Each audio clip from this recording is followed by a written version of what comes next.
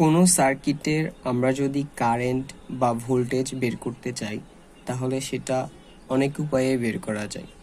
এই অনেক উপায়ের মধ্যে একটা উপায় হচ্ছে সুপারপজিশন থিওরেম। কোনো সার্কিটে সুপারপজিশন থিওরেম অ্যাপ্লাই করে কারেন্ট বা ভোল্টেজের মান বের করতে পারবো কিনা সেটা একটা শর্তের উপর ডিপেন্ড করে। সে এই শর্তটা যদি ফুলফিল করে তাহলে আমরা সুপারপজিশন অ্যাপ্লাই করতে পারবো, না করলে অ্যাপ্লাই করতে পারবো না। শর্তটা হচ্ছে circuit has more than one source. That means যদি কোনো একটা সার্কিটে মোর দ্যান ওয়ান মিন্স একটার বেশি সোর্স থাকে তাহলে সেই সার্কিটে আমরা সুপারপজিশন অ্যাপ্লাই করতে পারবো। যেমন এই সার্কিটে এটা একটা ভোল্টেজ সোর্স, যেহেতু প্লাস মাইনাস দেওয়া আছে, আমরা জানি প্লাস মাইনাস দেওয়া থাকলে সেটা ভোল্টেজ সোর্সকে ইন্ডিকেট করে। আর এটা একটা কারেন্ট সোর্স, এখানে অ্যারো চিহ্ন দেওয়া আছে, আমরা জানি নর্মালি অ্যারো চিহ্ন দেওয়া থাকলে সেটা একটা কারেন্ট সোর্স। দ্যাট মিন্স এই সার্কিটে টোটাল সোর্স হচ্ছে দুইটা, মিন্স একটার বেশি সোর্স আছে। দ্যাট মিন্স এই সার্কিটে আমি সোর্স একটার বেশি থাকায় এখানে সুপারপজিশন থিওরেম অ্যাপ্লাই করতে পারবো। ওকে, ফাইন। তো এবার যেহেতু কন্ডিশন ফুলফিল হয়ে গেছে, আমি সুপারপজিশন অ্যাপ্লাই করতে পারবো। তো কি রুলস মেনটেন করে আমাকে সুপারপজিশন অ্যাপ্লাই করতে হবে সেগুলো হচ্ছে রুলস। প্রথমটা হচ্ছে consider one source and others are turned off. That means হচ্ছে আমরা যে অনেকগুলা সোর্স থাকবে এই অনেকগুলা সোর্সের মধ্যে একটা সোর্সকে কনসিডার করব আর অন্যগুলোকে বন্ধ রাখবো, টার্নড অফ রাখবো। ঠিক আছে, যেমন এই সার্কিটে তো দুইটা সোর্স আছে, তো আমরা ধরলাম প্রথমে এই যে কারেন্ট সোর্সটা আছে সার্কিটের এই কারেন্ট সোর্সটাকে কনসিডার করলাম। অন্য যে ভোল্টেজ সোর্সটা আছে এটা টার্নড অফ, মানে এটা অফ থাকবে। ঠিক আছে, এখন এই অফ থাকার ক্ষেত্রে একটা কন্ডিশন হচ্ছে যদি আমি অফ রাখতে চাই তাহলে আমাকে এই দুইটা বিষয় মেনটেন করতে হবে। নাম্বার ওয়ান, যদি ভোল্টেজ সোর্স থাকে তাহলে শর্ট করে দিব, যদি কারেন্ট সোর্স থাকে তাহলে ওপেন করে দিব। এখানে এটা যেহেতু একটা ভোল্টেজ সোর্স, সো এটাকে আমরা শর্ট করে দিছি। ঠিক আছে, তার মানে কি বিষয়টা এমন দাঁড়াচ্ছে ওইটাকে কনসিডার করে আমি সার্কিটটা সলভ করে ফেলতে পারবো না। সো এটা হচ্ছে ফার্স্ট কেস। ঠিক আছে, এবার সেকেন্ড কেসে আমাকে কি করতে হবে, এই যে ভোল্টেজ সোর্সটা যেটাকে আগে শর্ট করে দিছিলাম এবার সেটাকে কনসিডার করব, আর যে কারেন্ট সোর্স যেটা আছে সেটাকে এবার ওপেন করে দিব। এই যে কারেন্ট সোর্স থাকলে আমরা ওপেন করে দিব। সো যখন কারেন্ট সোর্সকে কনসিডার করলাম, ভোল্টেজ সোর্সকে শর্ট করে দিব। ঠিক আছে, এখানে যদি অন্য কোনো কারেন্ট সোর্সও থাকতো তাহলে সেটাকে আমরা ওপেন করে দিতাম। দ্যাট মিন্স একটা কনসিডার করলাম আর বাকিগুলো টার্ন অফ থাকবে, আর বাকিগুলোর মধ্যে যদি ভোল্টেজ সোর্স থাকে তাহলে শর্ট, কারেন্ট সোর্স থাকলে ওপেন।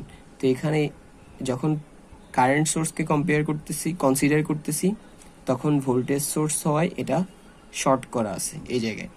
আর যখন ভোল্টেজ সোর্সকে কনসিডার করব তখন ওই যে কারেন্ট সোর্স যেটা সেই কারেন্ট সোর্সটাকে আমরা ওপেন চিন্তা করব। সো এই হচ্ছে টোটাল আমাদের শর্তগুলো।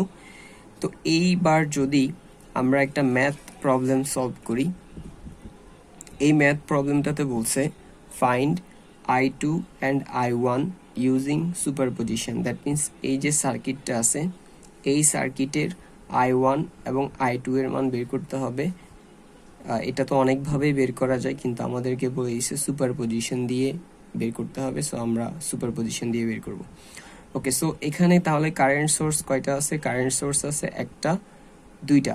তো আমরা কি জানি, রুলসের মধ্যে কি শিখে আসছিলাম যে সুপারপজিশন অ্যাপ্লাই করা যাবে কি না সেটা ডিপেন্ড করে এই কন্ডিশন, যদি মোর দেন ওয়ান সোর্স থাকে। তো যেহেতু এই সার্কিটটার মধ্যে দুইটা সোর্স আছে তাহলে হ্যাঁ এটাতে অ্যাপ্লাই করা যাবে, কারণ এখানে মোর দেন ওয়ান সোর্স, একটার বেশি সোর্স আছে। তারপর সত্য যেহেতু ফুলফিল হয়ে গেছে, এবার হচ্ছে রুলস। ফার্স্ট রুলসটা কি ছিল? কনসিডার ওয়ান সোর্স, আদার্স আর টার্ন অফ। তো আমরা প্রথমে কনসিডার করলাম এই যে 8 অ্যাম্পিয়ারটা আছে এটাকে কনসিডার করলাম, তাহলে 2 অ্যাম্পিয়ার টার্ন অন থাকবে, টার্ন অফ থাকবে। তো 2 অ্যাম্পিয়ার তো একটা কি সোর্স? একটা কারেন্ট সোর্স, আর আমরা জানি কারেন্ট সোর্স থাকলে ওপেন হয়ে যাবে। তাহলে এই যে 2 অ্যাম্পিয়ার যে জায়গায় ছিল সেই জায়গাটাকে আমরা ওপেন করে দিলাম আর 8 অ্যাম্পিয়ারকে কনসিডার করলাম। ঠিক আছে, so when 8 ampere is active, that means 8 ampere যখন অ্যাক্টিভ তখন আমরা কিছু ক্যালকুলেশন করব। তো 8 অ্যাম্পিয়ার তো এদিক থেকে আসতেছে, রাইট, এসে এখানে দুইটা ভাগে ভাগ হয়ে যাচ্ছে, কিছু এদিক দিয়ে যাচ্ছে এভাবে করে, কিছু এদিক দিয়ে যাচ্ছে। ওকে, তো এদিক দিয়ে যে কারেন্টটা যাচ্ছিল সেটাকে ওখানে দিচ্ছে I1। তো আমরা এই জায়গায় প্রথম ঘটনার জন্য এটাকে I1 প্রাইম দিলাম, আর ওখান দিয়ে যে কারেন্টটা যাচ্ছিল সেটাকে ওরা দিছিল I2, সো আমরা এটাকে দিলাম I2 প্রাইম, রাইট। আর 8 অ্যাম্পিয়ার যেহেতু এই পয়েন্টে এসে দুই ভাগে ভাগ হয়ে যাচ্ছে, ডিভাইড হয়ে যাচ্ছে, তাহলে আমরা প্রথমে যদি I1 প্রাইম বের করতে চাই তাহলে এখানে কারেন্ট ডিভাইডার অ্যাপ্লাই করতে পারি। সো I1 প্রাইম ইকুয়াল, আমরা জানি কারেন্ট ডিভাইডার হচ্ছে টোটাল যে কারেন্ট, এখানে যেহেতু টোটাল যে কারেন্টটা আসতেছে সেটা 8 অ্যাম্পিয়ার, সো 8 ইন্টু যার কারেন্ট বের করব, আমরা যেহেতু I1 প্রাইম বের করব, যার কারেন্ট বের করব, যেই ব্রাঞ্চের বের করব তার অপোজিট ব্রাঞ্চের রেজিস্ট্যান্স। তো I1 প্রাইমের অপোজিট ব্রাঞ্চ হচ্ছে এই 4 ওহম, এই যে সেই 4 ওহমটা ডিভাইডেড বাই টোটাল রেজিস্ট্যান্স, এটার রেজিস্ট্যান্স প্লাস এটার রেজিস্ট্যান্স, এই যে 4, এটা 4, এটাও 4, সো 4 প্লাস 4, 4 প্লাস 4 ইকুয়াল 8, 4 আর 4 যোগ করলে 8, উপরের 8 নিচের 8 কাটাকাটি করলে থাকে 4, তাহলে 4 অ্যাম্পিয়ার। এখন এই যে 4 অ্যাম্পিয়ার কারেন্টটা ফ্লো হচ্ছে, কারেন্ট যেহেতু এদিক থেকে আসছে, I1টা নিচের দিকে ফ্লো হচ্ছে, তো আমরা নিচের দিকে বোঝানোর জন্য এখানে একটা এরকম ডাউনওয়ার্ড ডিরেকশন দিলাম, এখানেও যদিও বোঝা যাচ্ছে যে কারেন্টটা নিচের দিকে যাচ্ছে। ওকে, তারপরে হচ্ছে এই I2 প্রাইম, যেহেতু এই দিক থেকে 8 অ্যাম্পিয়ার কারেন্ট আসছে, 8 অ্যাম্পিয়ারের মধ্যে 4 অ্যাম্পিয়ারের দিক দিয়ে গেছে, তাহলে বাকিটা দিক দিয়ে যাবে। তাহলে I2 প্রাইম আমরা কিভাবে বের করতে পারি, 8 অ্যাম্পিয়ার থেকে 4 অ্যাম্পিয়ার বাদ দিলে 8 অ্যাম্পিয়ার আসছে, 4 অ্যাম্পিয়ারের দিক দিয়ে চলে গেছে, তাহলে বাকিটা দিক দিয়ে যাবে। সো 8 অ্যাম্পিয়ার থেকে 4 অ্যাম্পিয়ার বাদ দিলে 8 থাকে 4 অ্যাম্পিয়ার, দ্যাট মিনস এই যে I2 প্রাইম যেটা সেটা হচ্ছে 4 অ্যাম্পিয়ার, আর এটা যেহেতু নিচের দিকে যাচ্ছে, সো আমরা এখানেও একটা ডাউনওয়ার্ড সাইন দিলাম। ওকে, তাহলে এবার আমরা এই ঘটনায় 8 অ্যাম্পিয়ারকে অ্যাক্টিভ ধরছি, 2 অ্যাম্পিয়ার টার্নড অফ ছিল। এবার আমরা 2 অ্যাম্পিয়ারকে অ্যাক্টিভ ধরবো, 8 অ্যাম্পিয়ার টার্নড অফ থাকবে। সো এই ঘটনায় এই যে 8 অ্যাম্পিয়ার, আমরা আগের 8 অ্যাম্পিয়ারকে বাদ দিয়ে দিছি, 2 অ্যাম্পিয়ারকে অ্যাক্টিভ ধরতেছি। তাহলে 8 অ্যাম্পিয়ার যেহেতু একটা কারেন্ট সোর্স, আর আমরা জানি যে যেটাকে অ্যাক্টিভ ধরবো সেটা ছাড়া বাকিগুলা টার্ন অফ থাকবে, তো এখানে 8 অ্যাম্পিয়ার টার্ন অফ, আর 8 অ্যাম্পিয়ার যেহেতু একটা কারেন্ট সোর্স, তাহলে কারেন্ট সোর্স থাকলে আমরা জানি ওপেন, সো এই জায়গাটা ওপেন করে দিলাম। কারেন্ট সোর্স থাকলে ওপেন, ভোল্টেজ সোর্স থাকলে শর্ট, সো কারেন্ট সোর্স হয় এই জায়গাটা ওপেন।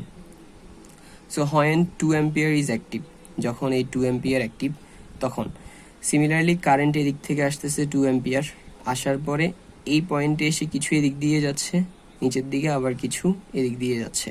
তো এদিক দিয়ে যে কারেন্টটা যাচ্ছে প্রশ্নে বলছিল সেটা হচ্ছে I2, আমি উপরে এটাকে ধরছিলাম I2 সিঙ্গেল প্রাইম, তাহলে এই জায়গায় এটাকে ধরবো I2 ডাবল প্রাইম, আর এদিক দিয়ে যেটা যাচ্ছে সেটাকে প্রশ্নে বলছিল I1, এই যে প্রশ্ন I1 বলছিল। আর উপরের ঘটনায় আমি এদিক দিয়ে যে কারেন্ট যাচ্ছে সেটাকে I1 সিঙ্গেল প্রাইম ধরছিলাম, তাহলে এই ঘটনার ক্ষেত্রে সেটা ধরবো I1 ডাবল প্রাইম, ঠিক আছে। দোনোটা যেহেতু 2 অ্যাম্পিয়ার দিক থেকে আসছে, দোনোটা কারেন্টের নিচের দিকে যাচ্ছে, সেজন্য আমরা ডাউনওয়ার্ড চিহ্ন দিলাম।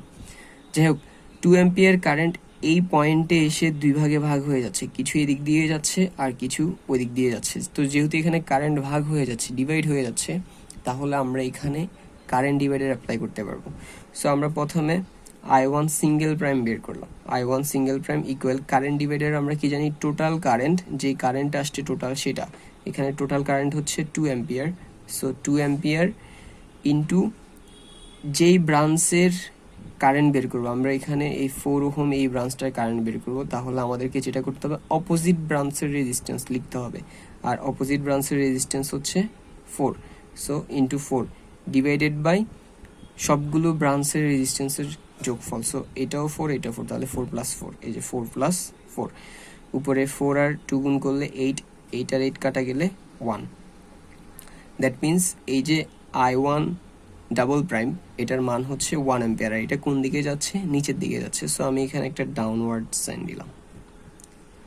ফাইন, তো 2 অ্যাম্পিয়ার এদিক থেকে আসছে, এই যে দিক থেকে 2 অ্যাম্পিয়ার আসছে, তার মধ্যে 1 অ্যাম্পিয়ার এদিক দিয়ে গেলে বাকিটা এদিক দিয়ে যাবে, I2 ডাবল প্রাইম দিয়ে যাবে।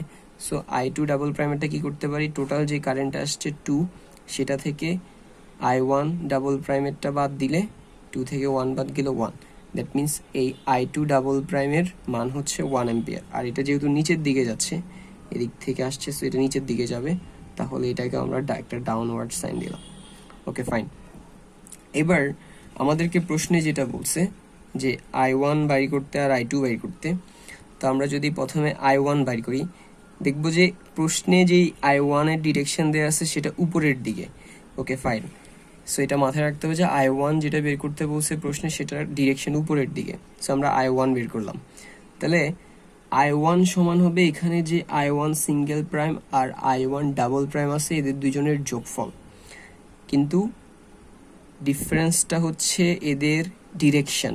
আমি যদি দেখি I1 সিঙ্গেল প্রাইম 4 অ্যাম্পিয়ার, এটা নিচের দিকে, আবার similarly I1 double prime 1 ampere, এটাও নিচের দিকে, কিন্তু আমাদেরকে I1 বের করতে বলছিল যেটা প্রশ্নে, এই যে সেটার ডিরেকশন কিন্তু উপরের দিকে।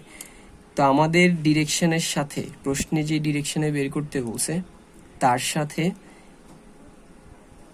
I1 এর দোনোটার ডিরেকশন বিপরীত, তাহলে আমরা যেটা করব,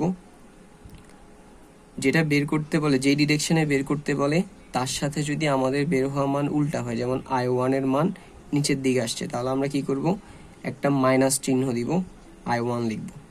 তারপরে সিমিলারলি I1 ডাবল প্রাইমেরও নিচের দিকে ডিরেকশন, তাহলে এটার ক্ষেত্রে আগে একটা মাইনাস চিহ্ন দিব, তারপর I1 ডাবল প্রাইম লিখব। ঠিক আছে, তাহলে আমাদেরকে বের করতে বলছিল উপরের দিকে I1 এর মান, বাট এখানে I1 single prime I1 double prime দোনোটার ডিরেকশনের নিচের দিকে থাকায় আমরা দোনোটার আগে মাইনাস দিলাম। ঠিক আছে, ওকে। সো I1 এর মান হচ্ছে 4, I1 এর জায়গায় 4 বসাইলাম। I2 এর মান হচ্ছে I1 সিঙ্গেল প্রাইমের মান 4, I1 ডাবল প্রাইমের মান 1, সো I1 ডাবল প্রাইমের জায়গায় 1 বসাইলাম। -4 - 1 = -5, এটা হচ্ছে তাহলে I1 এর মান। ঠিক আছে, -5।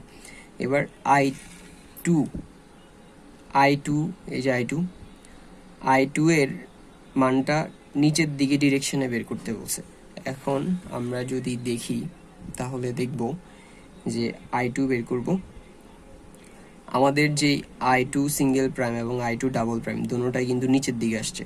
সো দ্যাট মিন্স এখানে কোনো মাইনাস দিতে হবে না, কারণ আমাদেরকে I2 বের করতে বলছিল নিচের দিকে, এবং আমাদের I2 single prime I2 double prime দুটোটা নিচের দিকে আছে, তাহলে আমরা জাস্ট যোগ করে দিব। 4 + 1 = 5, দ্যাট মিন্স I2 এর মান 5। সো আমাদের প্রশ্নে যেটা বলছে I2 এর মান এবং I1 এর মান বের করতে, এই দুইটা বের হয়ে গেছে। That's all for today.